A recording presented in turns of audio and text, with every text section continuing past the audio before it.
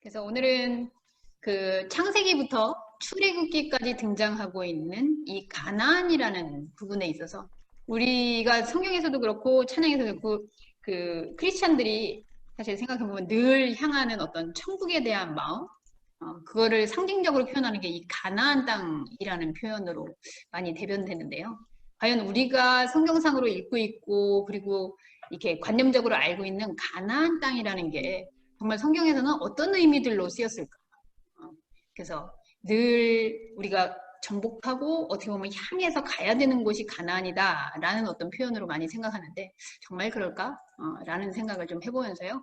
오늘은 성경에 등장한 가나안에 대한 기록을 보면서 가나안을 통해서 하나님이 우리에게 말씀하고 싶은 것이 무엇인지 그거를 한번 생각해 보도록 하겠습니다. 잠깐만요. 어디서 제가 소리가 조금 반사가 되는데요. 네. 자, 가나안에 대한 첫 번째 기록을 한번 살펴보도록 하죠. 첫 번째 기록은 창세기 12장 1절에서 9절에 나오는 말씀입니다. 본문이 좀 길어서 여러분들이 핸드폰으로 보시는 분들이 이렇게 한눈에 안 들어올 수도 있을 텐데 이 장면을 제가 좀 설명을 해드릴게요. 그 믿음의 조상이라고 알려져 있는 아브라함에게 하나님께서 너의 고향과 친척과 그 아버지의 집을 떠나서 내가 보여주는 그런 땅으로 가라. 라는 데에서 우리의 믿음의 역사가 사실은 시작하게 되죠. 그래서 하나님께서 보여주는 땅, 그리고 결국은 아브라함이 거기에서 자기 본토 친척 아비집을 떠나고 자기 아내와 조카와 그렇게 몇 무리를 데리고 나와서 도착한 곳이 가나안이었다라고 얘기를 합니다. 근데 여기 본문을 보면서 제가 이제 이 내용을 보면서 몇 가지 팩트를 좀 한번 체크했으면 좋겠어요. 요즘은 우리가 뉴스를 봐도 이게 진짜인가? 우리가 듣고 우리가 생각하고 그리고 정말 이게 사실에 근거한 말인가? 이런 체크를 하는 게 굉장히 중요한데 성경을 읽으면서도 제가 그런 생각이 들어요. 우리가 알고 있고 성경에서 이렇게 말씀하셨지라고 생각했는데 정말 면밀히 성경을 검토해 보면 거기에 그런 내용인가? 진짜 그렇게 말씀하셨던가? 그냥 우리가 상식으로 알고 있는 것과 성경의 텍스트의 기록으로 있는 것이 다른 부분들도 있지 않나? 라는 생각을 성경을 읽으면 읽을수록 하게 되는 경우들이 있습니다. 그래서 오늘은 여러분하고 이렇게 본문이 적혀 있는데 그 부분에 대해서 질문을 하면서 팩트 체크를 한 번씩 해보도록 하겠습니다. 지금 앞에 있는 본문을 보면서 점검하게 되는 그 사실은 하나님이 가나안으로 가라 하셨다라고 제가 질문을 했어요. 하나님이 애초부터 가나안이라는 곳으로 아브라함에게 가라고 하셨나? 1절을 다시 한번 거꾸로 체크해 볼게요. 1절에서 보면 여호와께서 아브라함에게 이르시되 너는 너의 고향과 친척 아비의 집을 떠나 내가 너에게 보여줄 땅으로 가라. 가나안에 대한 언급은 없습니다. 근데 하나님이 내가 보여주는 땅으로 가라라는 이야기를 한 거죠. 그러니까 우리는 이 내가 보여줄 땅을 가나안이다 이렇게 생각하고 있어요. 그렇게 생각하게 된 이유는 무엇일까? 한번 다시 체크했더니 아브라함이 사실은 가나안으로 간 거예요. 성경의 기록상으로 보면 가나안으로 가라라고 하나님이 말씀하신 게 아니고 성경에는 이렇게 기록되어 있습니다. 5절 한번 여러분들 보세요. 아브라함이 그의 아내 사레와 조카 롯과 하란에서 모은 모든 소유와 얻은 사람들을 이끌고 어디로 갔다? 가나안 땅으로 가려고 떠나서. 애초부터 아브라함은 가나안으로 가려고 정해놓은 거죠. 그리고 가나안 땅에 들어갔더라. 하나님이 가나안으로 가라 그런 건 아닌데 아브라함은 가나안을 어쨌든 목적으로 정하고 그리고 가나안 땅에 도착하게 됩니다. 그러니까 사실 성경에서 하나님이 애초부터 먼저 가나안으로 가라라고 했던 것에 대해서는 우리가 생각해 볼 필요가 있다는 거예요. 자, 그 다음에 한번 또 체크를 해보죠. 그렇게 했더니 하나님께서 가나안에 거주한 아브라함에게 이 땅을 주겠다고 축복을 하십니다. 자, 아브라함이 5절에서 도착을 했죠. 그랬더니 그 땅에는 이미 가나안 사람들이 살고 있었어요.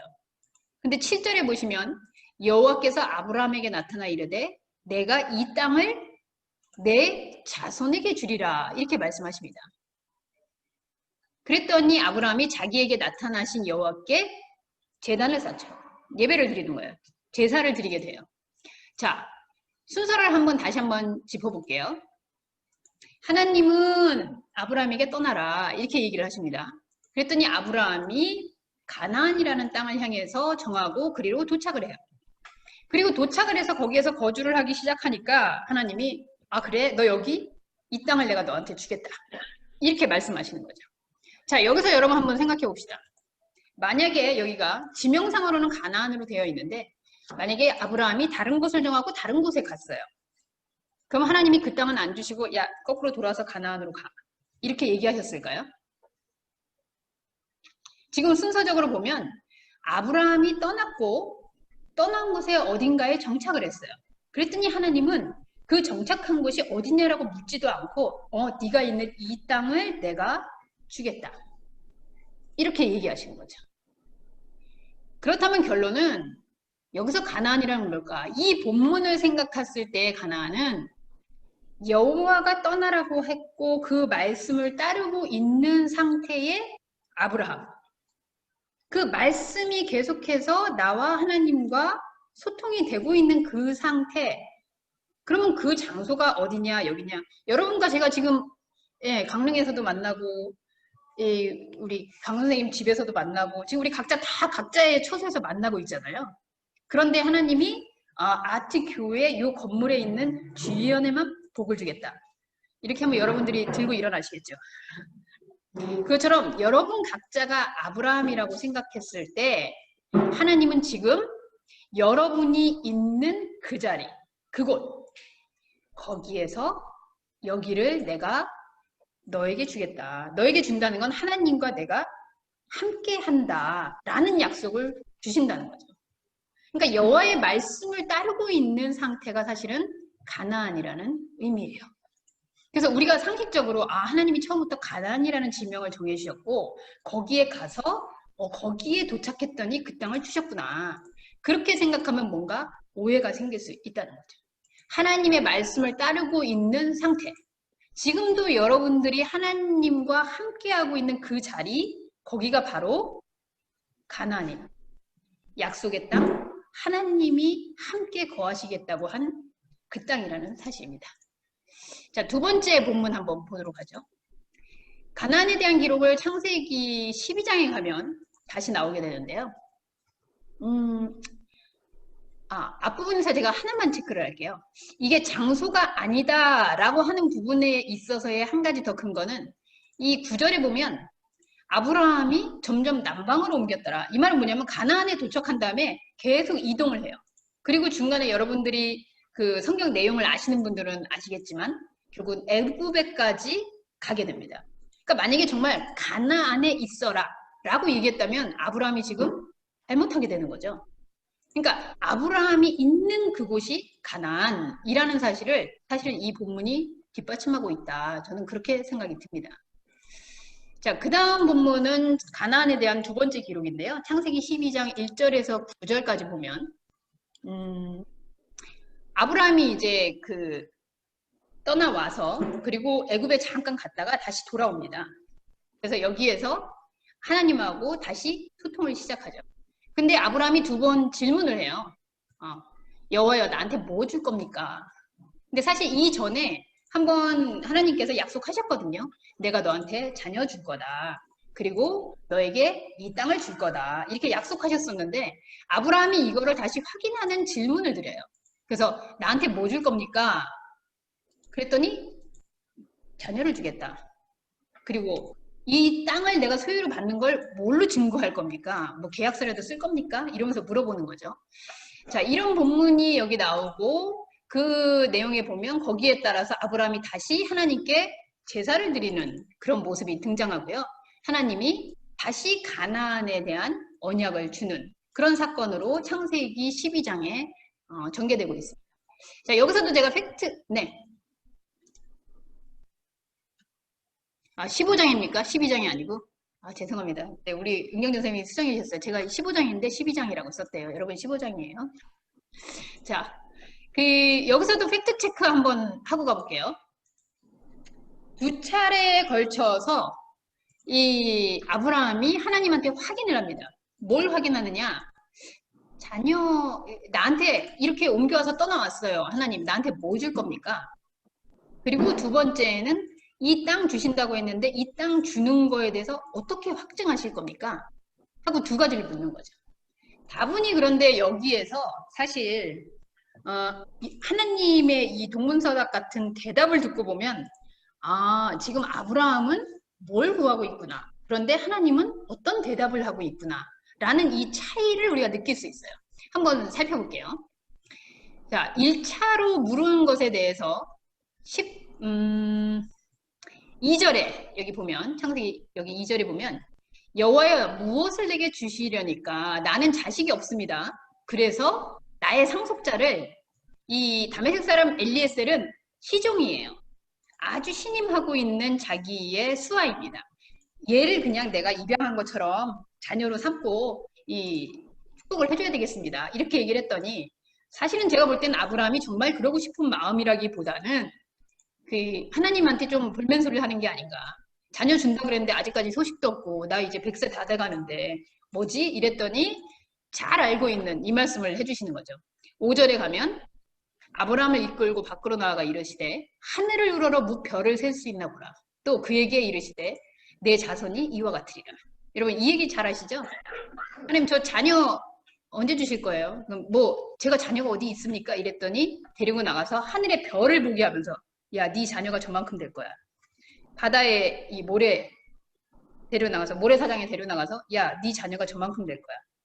자, 여러분 이런 축복을 받으시면 여러분 마음엔 어떤 생각이 드시겠어요?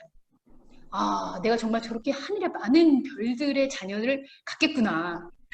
내가 지금 이 100세가 다 돼가고 있는데 내가 저 바닷가의 모래처럼 자식을 이렇게 많이 낳겠구나. 신난다. 이런 생각 드시겠어요? 우리 은경 선생님 웃으셨는데 어떤 의미로 웃으셨습니까? 이거 들으면 뭐라는 거야. 안 준다는 얘기구나. 이렇게 오해할 수도 있을 것 같아요. 자, 또 마찬가지예요. 8절에 가면 땅을 주겠다고 그렇게 얘기를 하셨는데 하나님, 내가 이 땅을 소유로 받는다는 것을 어떻게 제가 알 수 있습니까? 그랬더니 하나님께서 이제 중간 과정을 좀 생략할게요. 중간 과정에 가면 제사를 지내는 과정이 하나 나옵니다. 그리고 마지막에 가면 결국은 여기 그 18절에서부터 21절에 자녀 다시 주겠다 이렇게 확인하면서 그 땅을 주는데 무슨 땅을 줄 거냐 하면 애굽에서부터 유브라데까지 그리고 겐 족속, 그니스 족속, 감몬 족속, 헷 족속, 브리스 족속, 르바 족속, 아모리 족속, 가나안 족속, 뭐 기르가스 족속 이 수많은 족속이 있는 한마디로 얘기하면 야 저기 봐봐 야 저쪽에 있는 땅 다 네 거야 너 다 가져 이렇게 얘기하시는 거예요. 마치 하늘에 있는 별들 봐 저기 모래가 있는 저 모래사장에 있는 저 모래들 다 네 자손이야 이런 것처럼 야 저기 하늘 있지 저 땅 있지 전체 다 네 거야 너 다 가져 이렇게 얘기해 주시는 거예요. 그럼 이것도 마찬가지죠. 여러분 그 당시에 아브라함이 이 과거 중에 과거잖아요. 우리가 생각하면 몇 천 년 전 사람인데 이 당시에는 국가라든지 이런 개념이 없었을 텐데 무슨 족속 무슨 족속 무슨 족속 이러면서 얘기를 해준대. 그리고 이 강에서부터 저 강까지 뭐 예를 들면 이런 거죠. 여러분들은 외국을 많이 나갔다 오셨으니까 아시겠지만 한 번도 미국 가본 적도 없고 저기 프랑스는 가본 적도 없는데 야 너 미국에서부터 프랑스 저기 오스트리아 이거 다 너 거야. 다 줄게. 자, 이 약속을 받고선 감사합니다. 제가 다 갖게 되었어요. 이게 가능할까요? 하나님이 저는 참 이게 무슨 백지수표가 아니라 무슨 수표라 그러죠? 부도수표. 그냥 이거는 뭐 되든 말든 아니 어떻게 이거를 언약이라고 봤지? 예. 지금 우리는 가나안 땅이 어디고 지도상에 이스라엘의 어느 땅쯤 되고 예를 들어서 저한테는 사실은 하나님이 저는 이렇게 약속해 주시면 좋겠어요. 자, 여기 대한극장에서부터 아니 뭐 대한극장 짜질 것도 없네요. 그냥 아트스페이스는 우리 지금 임대해서 살고 있는데 이거 너한테 임대 아니고 네 건물 줄게. 이러면 내가 아멘 이럴 것 같아요. 그런데 너 저기 충무로에 있는 다 저 모든 건물 땅 야 다 네 거야 다. 이러면 이게 준다는 거예요? 만나는 거예요? 아브라함에게 지금 약속하신 하나님이 사실 이런 약속을 하셨다라는 거예요. 그런데 우리가 그거를 아멘, 가나안을 우리에게 주셨습니다. 그리고 여러분 성경 한 번만 자세히 보세요. 가나안이라는 이 말은 수많은 헷 족속, 그리스 족속 여러 족속 중에 한 부분을 차지하고 있는 가나안이라는 지명의 땅이었어요. 그러니까 이게 전체를 커버하는 말도 아니거든요. 왜 가나안에 특히 이스라엘은 약속을 받았다고 했을까? 그 부분은 맨 마지막에 한번 살펴보겠습니다. 어쨌든 자, 팩트를 체크해 본 결과 하나님은 두 차례에 걸쳐서 소유에 대해서 확인해 달라라고 하는 아브라함에게 불가능한 자손과 불가능한 땅으로 그래 너 다 가져. 다 네 거야. 이렇게 약속을 하셨다는 거죠. 그럼 아브라함이 과연 그래 하나님이 나한테 다 주셨어. 아멘. 이렇게 생각을 했을까? 자, 잠깐 더 체크를 해보면요. 여기 아브라함이 믿음을 가졌다. 이런 표현이 나옵니다. 여기서 보면 아브라함에게 자손을 준다. 이렇게 얘기를 했더니 4절에 여호와의 말씀이 그에게 임하여 이르되 그 사람이 네 상속자가 아니라 네 몸에서 날 자가 상속자가 될 거다.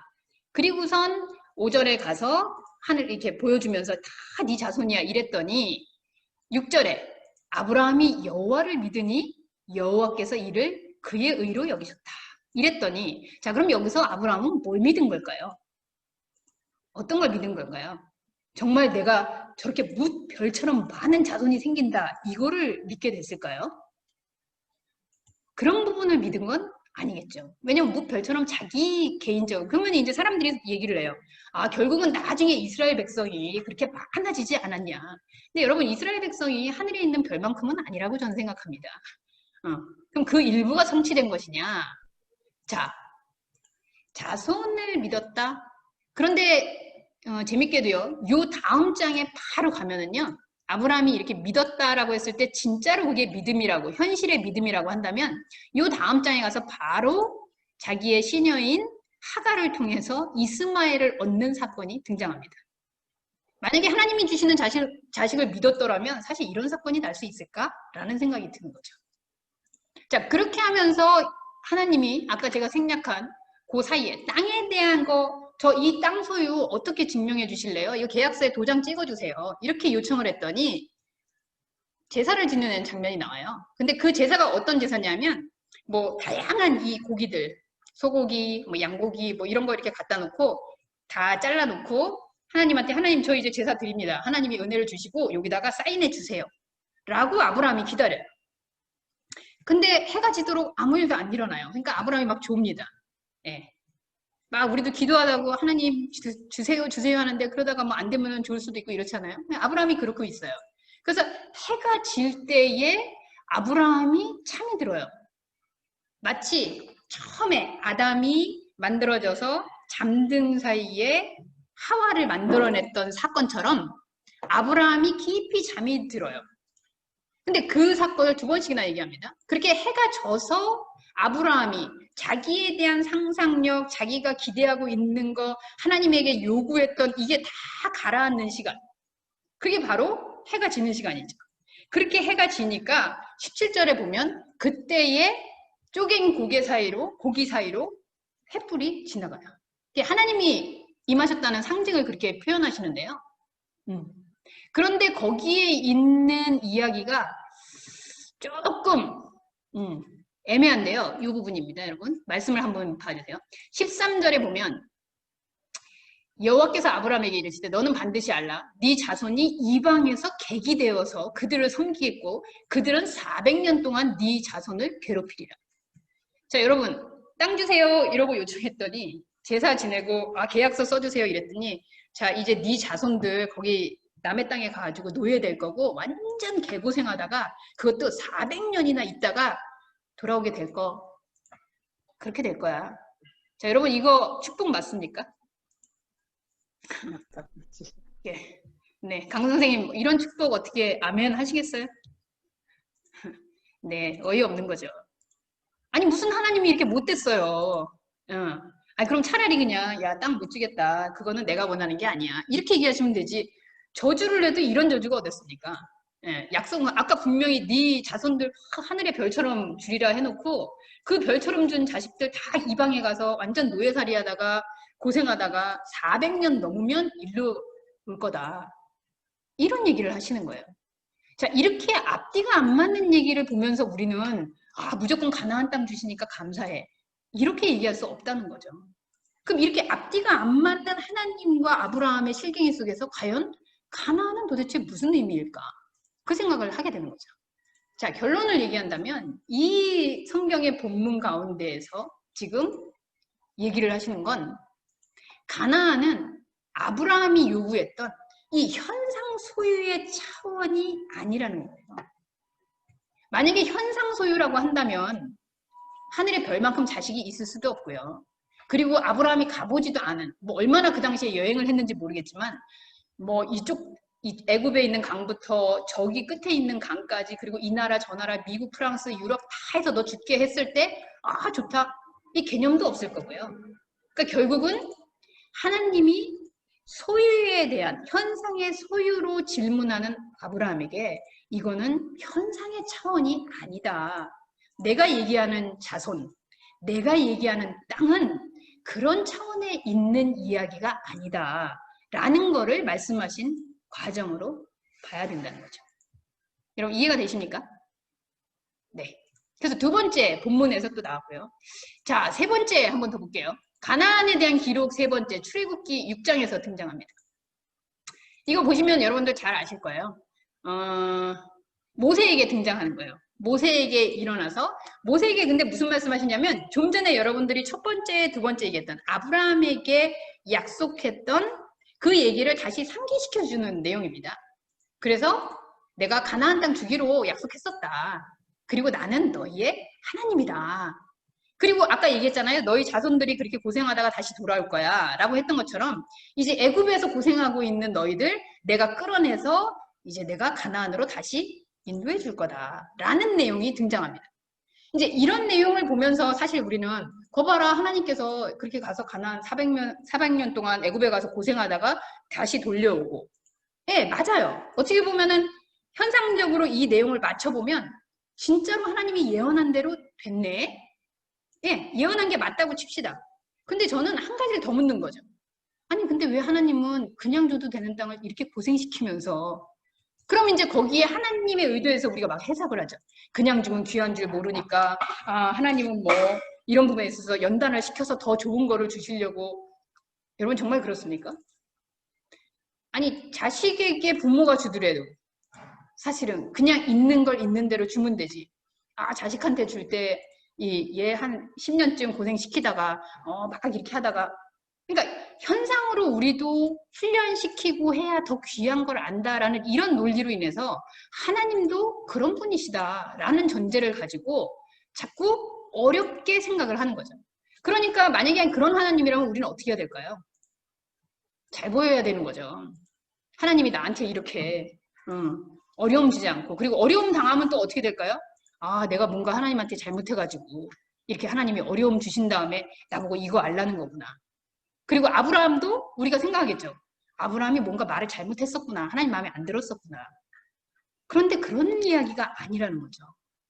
자, 여기에서도 팩트체크 한번 해보겠습니다. 이런 모세가 하는 그 모세를 출애굽시키는 그 장면에서 등장하는 가나안. 거기에서는 여러분들 다 알겠지만 모세가 이제 그 가시떨기 나무 앞에서 호렙산에서 하나님을 만납니다. 사실 떨기나무가 불에 타고 있는데 타지 않고 계속 불이 오르고 있어요. 이거부터가 불가사의한 일이죠. 그러니까 현상의 차원에서 나타나는 일이 아닌 거예요. 근데 모세가 거기서 딱 얘기를 했을 때 두 번씩이나 이 두 번이 아니고 사실은 그 전 본문까지 가보면 몇 차례씩이나 얘기해요. 아, 나는 입이 둔해서 나보고 저기 가가지고 바로 왕한테 가가지고 야 우리 백성 보내 라고 얘기하면 저는 어떻게 얘기해야 될지 모르겠어요. 어떻게 얘기할 줄 모른다고 한 게 아니라 바로가 사실은 모세가 바로의 그쵸 그 딸 공주에 의해서 바로 왕국에서 왕자로 지내다가 도망쳐 온 신분이거든요. 그러니까 만약에 모세가 진짜 가면 모세는 지금 현상수배범이에요. 그쪽 입장에서는. 그럼 가면은 이제 뭐 말을 하든 나타나든만 해도 잡혀 먹겠죠. 잡혀가겠죠, 죄수로. 그런데 나는 입이 둔하다는 건 내가 현상적으로 얘기해서 거기에 나 지금 들어갈 수 없다. 나 어렵다. 이렇게 계산하고 있는 거거든요. 그랬더니 이 모세의 반론으로 아론이 등장을 합니다. 근데 여러분 이제 아론이 하나님이 이렇게 등장시켜줘가지고 이렇게 했구나 라고 생각할 수 있는데 죄송하지만 아론은 이렇게 모세가 얘기하자마자 바로 등장을 해요. 자, 제가 본문에서 한번 보여드릴게요. 12절에 보시면 여기 나는 입이 둔한 자입니다. 이렇게 얘기하고 또 30절에도 나는 입이 둔한 자입니다. 이렇게 얘기를 해요. 그랬더니 여기 보면은 26절에 보면 이스라엘 자손을 그의 군대대로 애굽 땅에서 인도하려 내지 여호와의 명령을 받은 자는 이 아론과 모세다. 나 입이 둔해요 했더니 바로 아론이 등장하는 거예요. 자, 그럼 이 아론은 어디서 등장한 걸까요, 여러분? 입이 둔하다고 생각하고 현상적으로 나 이거 계산해서 이거 말이 안 되는데요. 자, 뭐 결론적으로 얘기하면 이 모세의 어려움을 현상적 어려움을 해결해주는 아론. 이거는 모세와 모세입니다. 아론이라는 이름을 가졌지만 사실은 모세 안에 있는 다른 모습이죠. 현상으로 내가 이거 이렇게 하면 되면 어려운데 이거 방패막이 해야 되는데 나 이랬다가 죽을 수도 있는데 하면서 세운 모세의 대리자예요. 하나님의 대리자가 아니고. 자, 이런 측면에서 팩트를 체크해보죠. 2번씩이나 입이 둔하다고 항변하니까 아론이 바로 등장을 해요. 그런데 이게 중요합니다. 여러분, 이 부분을 한번 체크해 볼게요. 10절에 가면, 자, 여러분 같이 한번 읽어볼까요? 10절 시작. 여호와께서 모세에게 말씀하여 이르시되. 네. 어디 여호와께서 모세와 아론에게 말씀하여 이르시되 했나요? 아니에요. 네. 여호와는 끝까지 모세에게만 얘기를 하세요. 여호와에게는 아론이 없는 거죠. 모세에게 얘기를 해요. 그래서 성경에 보면 중간중간에 많은 설명이 있는데 그 설명도 보면 그래 모세야 그러면 나는 너한테 말할게. 그럼 너가 아론한테 얘기를 해. 그럼 아론이 애굽에 가서 그들에게 이스라엘 백성하고 애굽 백성들에게 얘기하게 해. 자, 요거를 제가 그림으로 한번 그려봤습니다. 어떤 관계냐면요. 여기서 보면 말하는 자가 있어요. 자, 하나님은 누구하고만 이야기한다? 모세하고 이야기해요. 네, 모세하고만 이야기를 하고 그러면은 이 모세가 아론에게 이야기를 해요. 그럼 이 아론이 이스라엘 백성과 애굽에 있는 바로와 그리고 애굽 사람들과 이렇게 같이 얘기를 하는 거예요. 근데 제가 여러분에게 이렇게 표시하면서 노란색하고 파란색으로 구분을 해놨죠. 한마디로 얘기하면 하나님과 모세, 여기는 다이렉트로 얘기하는 거예요. 직접적으로 말하는 거예요. 그 외의 사람은 나머지는 전해 듣는 거예요. 여러분 이해되시겠어요? 직접적으로 얘기하는 건 결국 하나님과 모세뿐이라는 거죠. 그리고 나머지는 아론이 됐든 이스라엘 백성이 됐든 바로가 됐든 애굽이 됐든 전해 듣는 거예요. 자, 우리 요즘 뭐 코로나 때문에 1차 감염, 뭐 N차 감염 막 이렇게 얘기하는데 나머지는 전달되는 거예요. 그럼 결국 자, 조금 좁혀볼게요. 내가 하나님과 소통하고 있는 모세라고 했을 때 나와 하나님 이 관계 외에 있는 모든 것, 뭐 내 자식이냐 아니면 뭐 내 직업에 있는 부분이냐 아니면 뭐냐 모든 현상하고 연결되어 있는 모세와 관련된 모든 거는 요 듣는 자 쪽에 속한 겁니다. 전에 듣는 자. 그러면 결국 우리의 신앙생활이라는 것은 여호와이신 하나님과 모세인 나 여기서 듣는 게 사실은 전부고 핵심이에요. 여기에서 넘어서는 게 저는 홍해고 출애굽이라고 봤는데 이 듣는 자들에 속해 있는 사실은 모세와 모세들이라고 할 수 있겠죠. 모세, 하나님과 소통하고 있는 모세와 모세가 전해주고 있는 모든 세계. 이 모세의 세계들에서 하나님의 세계를 다이렉트로 듣도록 건너오는 사건. 이게 바로 출애굽의 사건이고 홍해를 건너오는 사건이다 라고 이해할 수 있다는 거죠. 여러분 이해가 되십니까? 결국은 하나님, 예를 들어서 이영자 권사님 계시는데 이영자 권사님한테 말할 것을 이영자 권사님 맞아요. 저희 집안 얘기라서 좀 그렇습니다. 저희하고 오빠가 좀 얘기를 하는데 좀 대면대면해요. 그래서 저희 오빠는 저한테 뭐 할 얘기가 있으면 저희 엄마한테 얘기를 해요. 저기 희연이한테 뭐 좀 이렇게 좀 전해주세요. 그럼 우리 엄마가 가운데서 전해요. 그럼 이제 그 가운데서 전하면 제가 그러죠. 왜냐면 전해지는 사람의 또 마음이 거기에 들어가잖아요. 그럼 제가 이제 또 오빠, 그 엄마한테는 직접 얘기하라 그래. 뭘 전해서 얘기를 한다 그래. 제가 늘 그러거든요. 그러니까 결국은 이 모세와 하나님이라는 거침이 없고 장애가 없는 상태에서 소통하고 있는 상태가 저와 하나님이 연합해서 함께 이고 있는 상태인데 우리는 자꾸 요청을 하는 거예요. 하나님 이러면 현실적으로 이런 게 어려운데 저 현상의 저 부분은 이거 어려운데요. 저 입이 둔한데요. 이런 현상을 설득시킬 수 없는데요. 그러면서 내 안에서 아론을 만들어내죠. 그리고 그 이야기를 나는 그거를 하나님의 이야기라고 생각하고 있는 것을 전한다고 생각하는데 미안하지만 하나님은 모세에게 말한 게 전부입니다. 그래서 우리가 이 관계를 알아야 된다는 거예요. 그래서 우리가 정말 출애굽해야 되는 것은 무엇이냐. 자, 출애굽은 현상의 가나안을 보면서 자꾸 생각하고 있는 우리가 영적인 가나안, 하나님과 모세가 다이렉트로 얘기하고 있는 이 시점, 이걸로 넘어오는 게 바로 출애굽의 사건이에요. 어떤 땅에서 애굽에 있다가 이쪽으로 이주민 해가지고 이사 오면은 그게 출애굽이다. 그게 아니고 제 아들이 사실 지지난달인가요? 석 달 전에 코로나 때문에 캐나다에서 넘어왔거든요. 그때는 한국이 너무 좋았어요. 캐나다는 막 이제 퍼지고 있었고 그래서 정말 출애굽을 했다 이랬는데 이제 좀 있으면 간대요. 지금은 거꾸로 됐어요. 캐나다는 지금 잠잠해졌는데 한국이 막 또 다시 확산되고 있어요. 여러분 장소적으로 생각했을 때는 어디가 애굽이고 어디가 이스라엘 가나안입니까? 이 땅에서는 상대적인 가치 안에서는 언제든 변할 수 있고 언제든 유한하다는 거예요. 출애굽은 영원히 흔들리지 않는 세계로 이 유한한 세계에서 건너오게 되는 것, 그것을 보게 되는 것, 그게 바로 출애굽의 사건입니다. 자, 줌으로 하다 보니까 말씀이 좀 길어지네요. 여러분 좀 힘드시죠? 몸 좀 푸시면서요. 마지막 이제 주제 하나만 하고 끝내겠습니다. 자, 그래서 팩트 체크를 하면서 오늘 이 가나안에 대한 걸 조금 검토하면서 가다 보니까 여러분들 좀 머리가 피곤하실 것 같은데 마지막 주제 얘기해 보도록 할게요. 자, 가나안에 대한 네 번째 기록은 출애굽기 이거 6장 맞나요? 맞는지 모르겠네요. 여호수아인 것 같은데 제가 볼 때는 자, 여기에서 마지막 여호수아가 이제 죽기 직전에 아마도 제가 볼 때는 24장인 것 같아요. 네, 여호수아 24장에 있는 내용들인데요.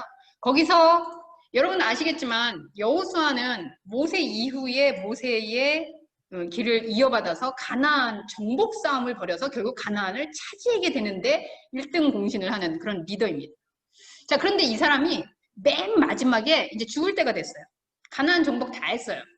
뭐 솔직히 말하면은 어느 족속 다 쳐부시고 들어가라 했는데 다 그렇게 현상적으로 다 이긴 건 아니에요. 그러나 가나안 땅, 지금 여러분들이 알고 있는 이스라엘 땅이라고 하는 그 지역을 현상적으로 다 차지하면서 들어가게 되죠. 그리고 여호수아가 마지막에 이제 늙어서 마무리를 할 때가 된 거예요.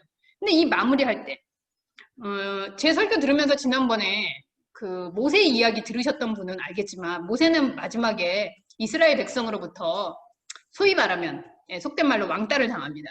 죽을 때 돼서. 왜?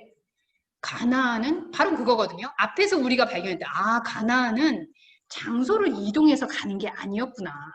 이거는 하나님과 내가 처음 그 떨기나무에서 아무도 없을 때 대면했던 그 하나님과 대화하는 그 자리. 이게 가나안이었구나. 그렇게 알고 나니까 모세는 더 이상 거기 들어갈 이유가 별로 없었던 거예요. 그러니까 이 현상을 따르고 있던, 이 말을 듣고 있던 사람들은 말도 안 돼. 우리 지금 가나안 향해서 가야 되는데 모세가 왜 저런 소리 하지? 그리고 모세를 사실은 왕따를 시키는 사건이에요. 근데 그 계승해서 가는 게 여호수아입니다. 자, 그럼 여호수아는 모세에 이어진 모습이에요. 그러면 여호수아는 가나안을 잘못 이해했기 때문에 글로 쳐들어갔을까? 라는 생각을 하게 되는데 마지막에 가면 여호수아가 유언처럼 이런 얘기를 하는 거예요.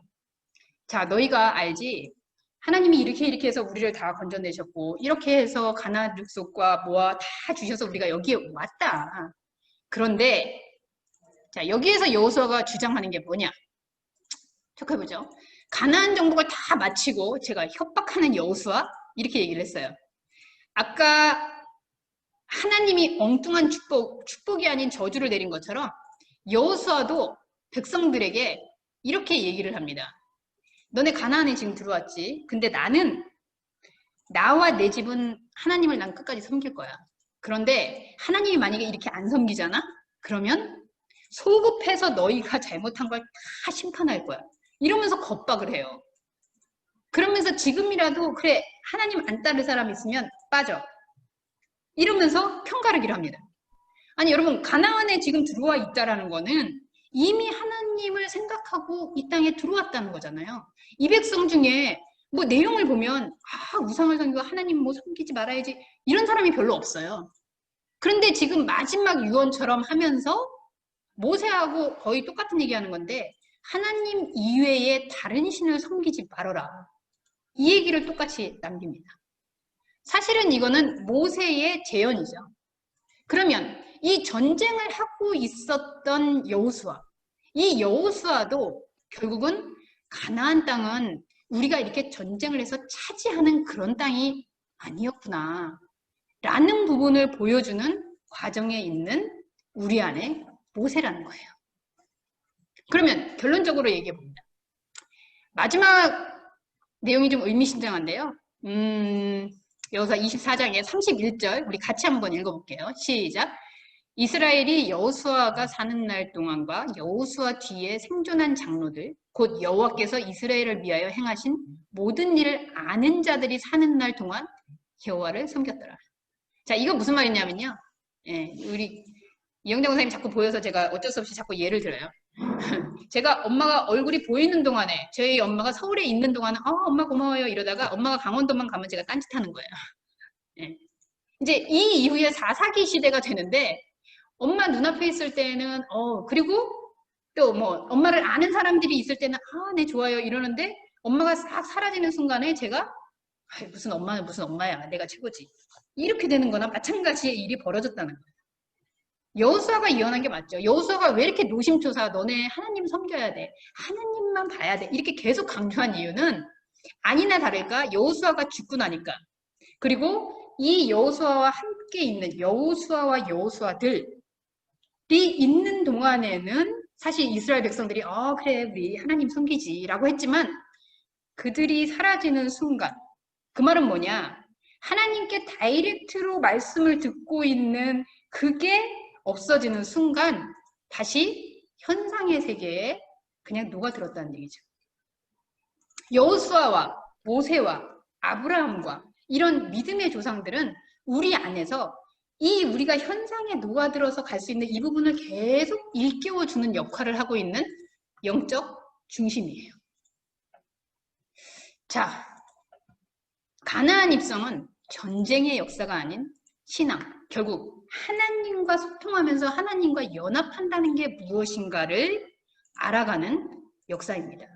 그래서 우리가 가나안은 하나님이 쳐들어가서 이게 물리치라고 그랬으니까 오늘날에도 이스라엘이 뭐 이란, 이라크 이런 쪽에서 싸워가지고 팔레스틴을 물리치고 거기 땅에 사는 게 맞는 거야.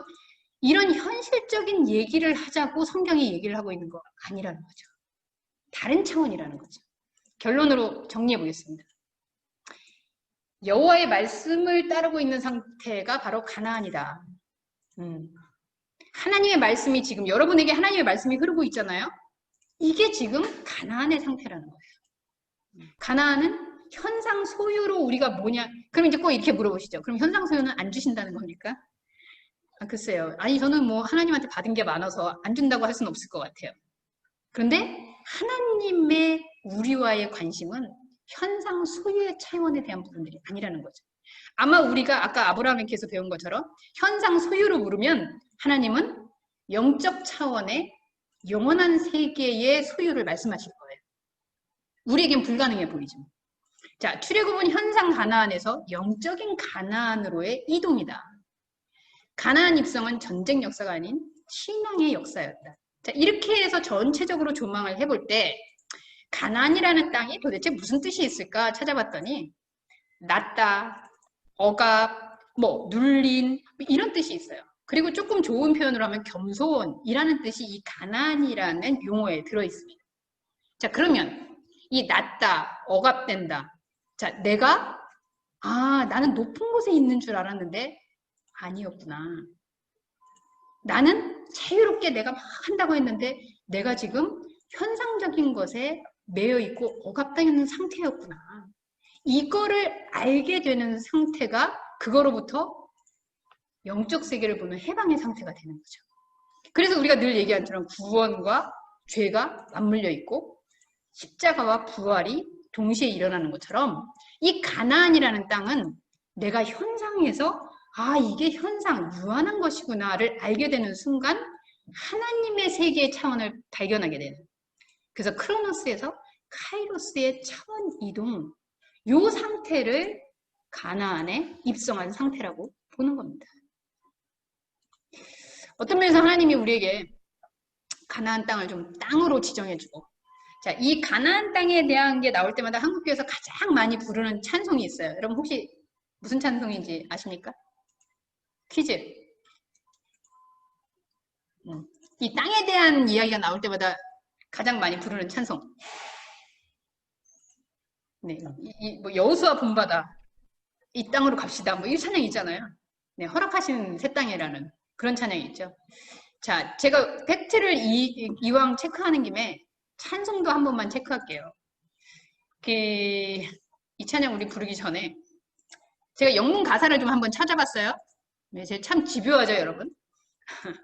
이 팩트 체크를 하면서 찬양 가사 팩트 체크를 좀 해봤더니 그 영어 가사로 있는 허락하신 새 땅이라는 찬양과 이 우리나라의 한글 가사로 번역된 부분이 이렇게 있습니다. 가운데 있는 거는 새 번역이라 그래서 오늘 우리가 같이 불러볼 가사인데요. 우리가 너무 익숙하게 알듯이 허락하신 새 땅에 들어가려면 밤에 준비다하여 힘써 일하세. 여호수아 본바다 앞으로 가세. 우리 거할 처소는 주님 품일세. 우리 이거 부를 때는 꼭 이렇게 손을 이렇게 하면서 부르죠, 여러분. 무슨 전당대회 하듯이. 그래서 이 노래를 제일 많이 부르는 때가 또 교회적으로는 언제일까요? 성전 건축할 때, 뭐 이럴 때. 네, 이런 거 할 때, 그리고 성전 건축 헌금, 뭐 좀 이렇게 거둘 때 제일 많이 부르는 노래가 이거고요. 그리고 이제 교회가 땅을 사서, 저 땅으로 하나님께서 보내주실 건가 해서 가서 땅 밟기라 그러죠. 그 땅을 이렇게 돌면서, 이 노래 부르면서. 자, 그래서, 아니, 정말 하나님이 이런 찬양을 우리에게 부르도록 하셨나? 이 원래 가사가 뭐지? 이런 궁금증이 생겼어요.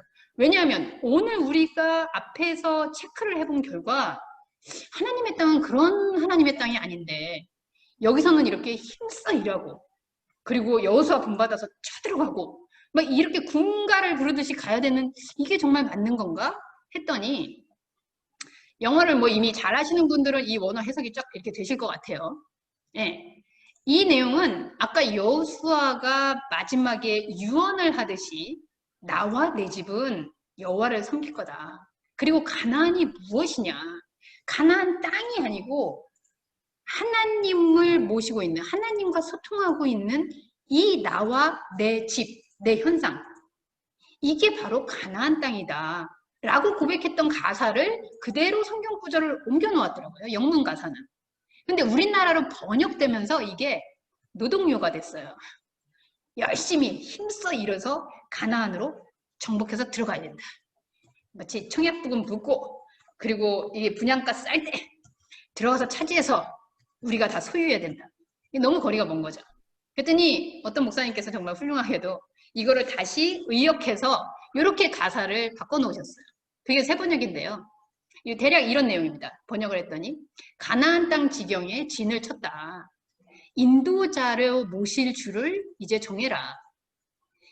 여호수아 본받아 나도 말하겠는데 나와 내 집은 오로지 주만 섬기겠다. 자, 온갖 난가스 속에서 우리 하나님 때를 따라 안전하게 나를 인도하셨다. 또 홍해 물이 우리의 앞길을 막을 때 하나님이 갈라서 나를 현상에 있던 나를 영적 세계로 이끌어 주셨다. 우리 갈 길은 현상을 보면 너무나 멀고 험한 것 같지만 사실은 이미 주님은 내가 있는 곳을 이게 네 땅이야 라고 인정해 주신다. 우리가 오늘 이야기했던 내용이 사실은 가사로 충분히 전달되고 있다는 거죠. 한국의 신앙이 토착화되면서 사실은 우리의 현상 세계의 어려움들, 지난한 역사들을 가지고 있던 한국 사람들에게 이런 위로와 격려가 필요했던 건 사실인 것 같아요. 그런데 그러다 보니까 오늘 여러분들도 한국 교회가 지금 처한 현실을 알고 있지 않습니까? 무엇이 나쁘다 좋다를 떠나서 이 허락하신 새 땅에를 계속 불러왔던 우리 한국의 크리스찬들에게는 지금이 어떤 면에서는 예배를 못 드리게 한다 혹은 방역한다 이런 의미로 막는 것들이 신앙을 저버리는 것 같기도 하고 어려워지는 것 같기도 하고 이게 핍박인 것 같기도 하고 그럴 수도 있어요. 그런데 사실은 하나님은 현상의 어떤 세계에서 우리를 대면하고 있지 않다라는 사실. 정말 하나님이 얘기하는 가나안 천국. 하나님은 그렇게 심통을 부리면서 우리가 힘써서 일하지 않으면 안 주고 막 노력해서 뭔가 하나님을 위해서 애쓰지 않으면 안 주고 이런 분이실까? 저는 하나님이 분명 그런 하나님이 아니라는 걸 너무나 확신합니다. 여러분들이 그런 하나님 진짜 내가 있는 곳에 내가 그렇죠? 은경 전도사님 방에 있어요? 그러면 은경 전도사님 방이 가나안이에요. 조경숙 집사님 집에 있어요? 거기가 가나안이에요. 남이가 지금 속초에 가서 일하고 있어요? 속초 거기가 가나안. 하나님은 언제든지 여러분이 있는 곳을 여러분과 소통하며 가나안이라고 약속해 주시는 그런 하나님이십니다. 그 하나님과 함께 동행하는 저와 여러분 모두가 되기를 간절히 소원합니다. 그런 의미에서 이 찬양을 오늘 제가 이 가사를 바뀐 가사로 제가 띄워드릴 테니까 이 가사를 그 노래 부르기에 맞게 이렇게 좀 의역을 하셨더라고요. 그래서 이 내용대로 이 찬양을 한번 부르면서 오늘 가나안에 대해서 이야기했던 말씀을 내 안에서 적용해서 한번 찬양을 불러보도록 하겠습니다. 반주 제가 틀어드립니다.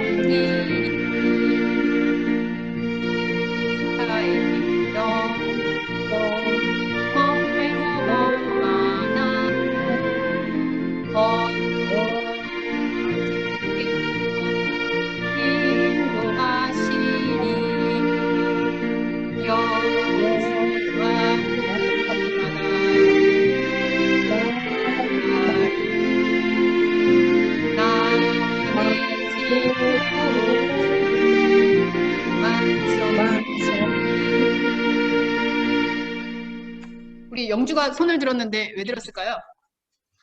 음. 아, 잘못 들었어요. 아, 찬양하느냐고 손 든 거였구나. 네, 감사합니다. 여러분들 마음속에 이 찬양으로 정말 하나님이 나를 이끄시는 차원은 이런 가나안이었구나 라는 마음을 새기고 제가 잠깐 여러분들 위해서 같이 기도하겠습니다.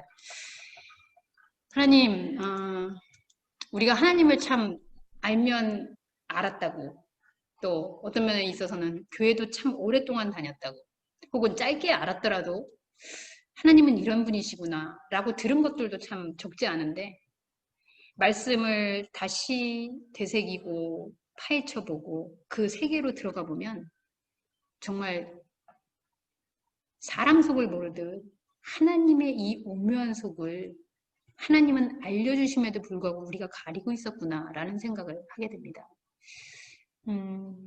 그저 여호수아를 본받아서 힘차게 가나안 땅으로 들어가야 한다고 생각했던, 그리고 힘써서 뭔가 그곳으로 가기 위해서 더 하나님께 잘해야 되고 더 교회도 열심히 다녀야 되고 봉사도 해야 되고 헌금도 해야 되고 해야 하는 이런 일들을 힘쓰면 그곳에 갈 수 있다라고 생각했던 우리의 이 현상의 마음들이 그것이 잘했냐 잘못했냐가 아니라 하나님께서 영적인 세계로 이끄시기 위한 그런 그림자였음을 고백합니다.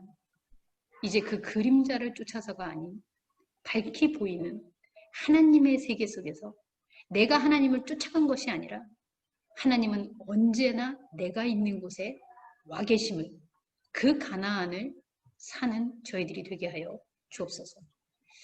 세상이 닫혔습니다, 하나님. 코로나라는 이 무서운 질병으로 인해서 우리는 서로가 서로를 볼 수 없고 가까이 할 수 없고 차단될 수밖에 없는 유한한 인간임을 너무나 자명하게 보는 이 시대입니다. 이 유한함 속에서 망했구나, 다 됐구나, 끝이구나가 아니라 이러한 해가 떨어지고 인간이 어떻게 할 수 없는, 인간이 손 쓸 수 없는 상황에서도 바로 이때가 하나님의 그 깊은 세계, 영적인 세계, 영원한 세계를 볼 수 있는 기회구나. 그것을 알아가고 그것을 보게 되는 사랑하는 저희 가족들이 되게 하여 주옵소서. 함께 이렇게 온라인으로 예배를 드립니다. 하나님, 이런 문명이 있음에 그래도 감사합니다. 이렇게 연결된 가운데 어떤 수단을 통해서도 서로 말씀으로 연결되기에 지치지 않는 저희 모두가 되게 하여 주옵소서. 오고 가는 소식 가운데 건강 잃지 않고 더 영적인 깊이에 있는 것들을 깨닫고 교류할 수 있는 시간들이 우리가 살아있는 동안에 이왕이면 더 많아지기를 기대하고 소망하며 예수님의 이름으로 기도합니다. 지금은 우리 주 예수 그리스도의 은혜와 아버지 하나님의 무한하신 사랑과 성령 하나님의 인도 교통하심이 오늘 현상의 가나안이 아닌 그 가나안을 넘어 영적인 세계의 가나안을 발견하고 그 세계 가운데서 하나님과 다이렉트로 소통하며 말씀의 깊이에 더 들어가고자 갈망하기를 하나님 그런 마음들이 솟구치게 하옵소서. 이렇게 소망하며 나아가는 당신의 사랑하는 자녀들 위해 지금부터 영원토록 함께 하시기를 간절히 축원하옵나이다. 아멘.